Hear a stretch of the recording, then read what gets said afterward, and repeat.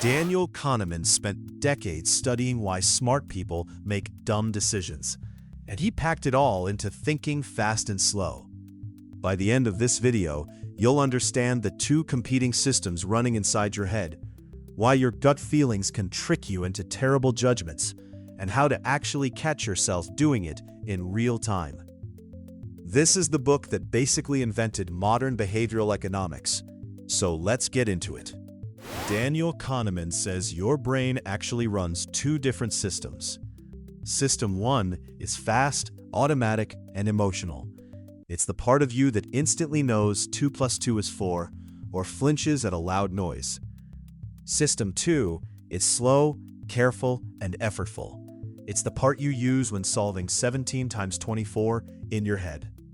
Here's the catch. System 1 is running the show almost all the time, quietly making decisions before System 2 even wakes up. Think of a stick figure walking down a hallway lined with 1,000 doors. System 1 flings most doors open instantly, without even looking inside, while System 2 only shows up for a handful of doors that seem tricky. Because System 2 is lazy and easily tired, it often just rubber stamps whatever answer System 1 already whispered. That's why a tired, hungry judge is more likely to deny parole than a well-rested one. The brain defaults to the easy, quick answer when its energy is low. Because thinking hard is expensive, System 1 uses shortcuts called heuristics, and Kahneman shows how these shortcuts quietly warp our judgment. Take anchoring. If you ask people to spin a wheel that lands on a random number, then ask them to guess the percentage of African countries in the UN, their answer drifts toward whatever number the wheel showed, even though the wheel has nothing to do with Africa. Picture a stick figure trying to guess a jar's weight, while someone whispers a random number in their ear right before. Their guess snaps toward that whispered number like a magnet. Then there's the availability heuristic, where we judge how likely something is by how easily examples pop into our head. So after watching news about plane crashes, people suddenly think flying is more dangerous than driving. Kahneman also describes the representativeness trap, where we judge probability by resemblance to a stereotype instead of real odds, like assuming a quiet, detail-obsessed person must be a librarian rather than a farmer, ignoring that farmers vastly outnumber librarians. These shortcuts feel like solid reasoning from the inside, but they're really just System 1 substituting an easy question for a hard one. One of Kahneman's biggest warnings is about a trick he calls wisiati. What you see is all there is. Your mind builds a confident story out of whatever scraps of information it has, without pausing to ask what's missing.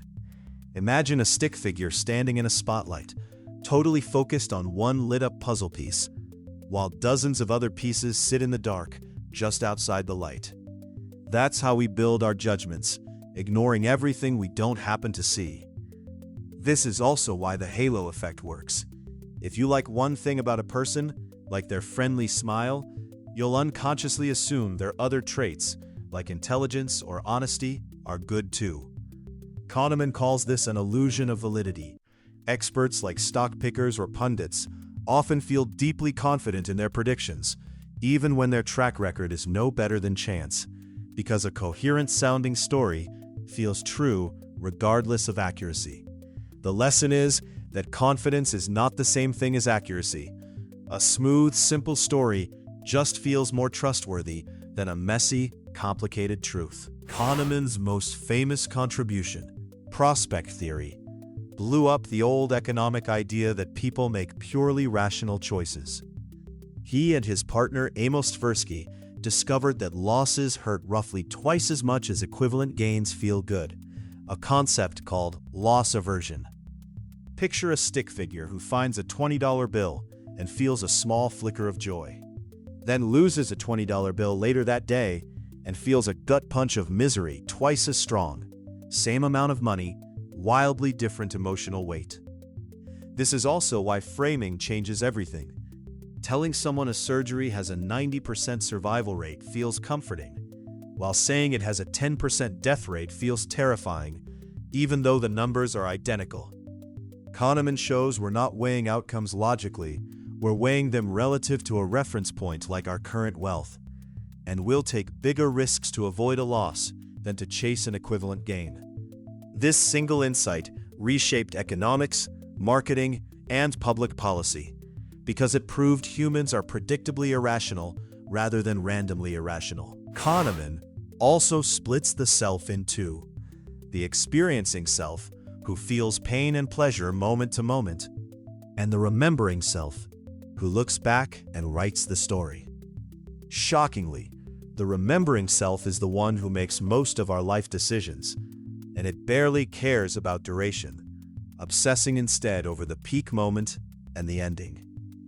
In one experiment, people kept a hand in painfully cold water, and even though a longer version of the trial added more total suffering, most people chose to repeat the longer one simply because it ended slightly less painfully. Imagine a stick figure watching a 2-hour movie that's wonderful for 1 hour 55 minutes. Then the film reel snaps and cuts to black, and they'll remember the whole movie as ruined, even though 95% of it was great. This is why memorable vacations often beat actually pleasant ones when we choose where to go again, and why endings deserve way more attention than we usually give them. Finally, Kahneman tackles why we're terrible at predicting the future, starting with the planning fallacy, our tendency to wildly underestimate how long projects will take, even when similar projects always ran late before. Picture a stick figure confidently sketching a blueprint for a home renovation, promising it'll be done in 3 weeks, while a pile of past renovation projects gathering dust in the background all took 3 months.